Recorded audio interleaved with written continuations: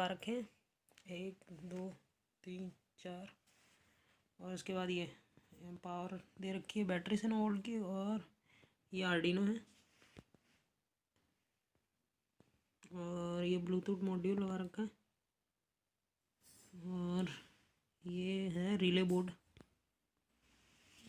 और इससे ये लाइट की सप्लाई है। लाइट से ये सारा कनेक्शन जो